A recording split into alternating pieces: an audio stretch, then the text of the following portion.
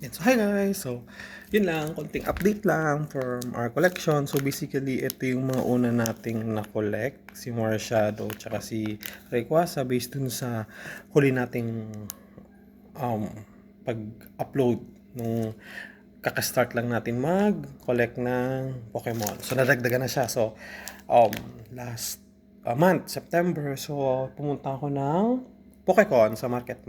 So, yun. Mag-update tayo dun sa mga nakuha natin. So, una, this one. Darkrai V-Star. So, binili natin siya during the Pokecon.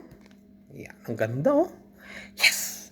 And then also, I added discards. Nagkaroon nadagdagan yung Darkrai natin. So, basically, meron na tayong isa pa. And then, same Darkrai V-Star, same din naman siya nung unang Darkrai natin. Iba lang yung design niya. Yun, ang ganda oh. Next is another Darkrai. Yan. So, basic Darkrai lang naman siya. So, yan. Ito yung mga bago nating cards. And then, meron pa tayo. Last Darkrai card natin is this one. Yun. So, ang ganda.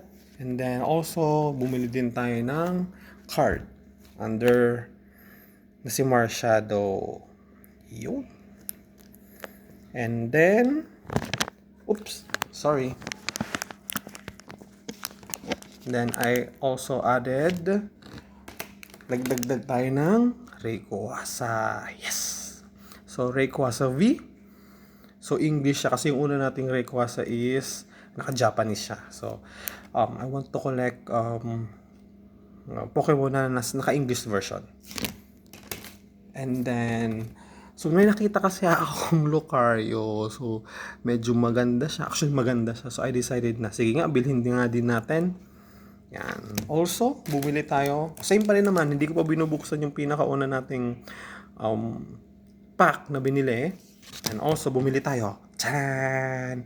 Binili ko siya worth 500 pesos. Mega Evolution Pack. And then, luckily, nung habang pupunta tayo ng Toys R Us, nakabili tayo. Yun. So, 4-pack siya worth 1,156. So, doon nung naghahanap ako ng mga Pokemon cards, suddenly, may nakita akong yun. So, I opened na yung mga One Piece cards natin and also bumili pa tayo ng isa.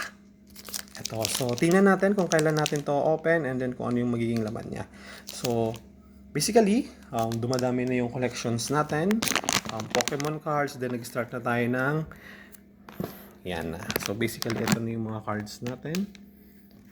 Yun. So, ngayon, pupunta tayo ng Ayala Mall Feliz for the Card Expo. So, titingnan natin. So, gusto nating mag-trade. Subukan natin mag-trade and bumili ng mga cards. So, sige, balikan ko kayo.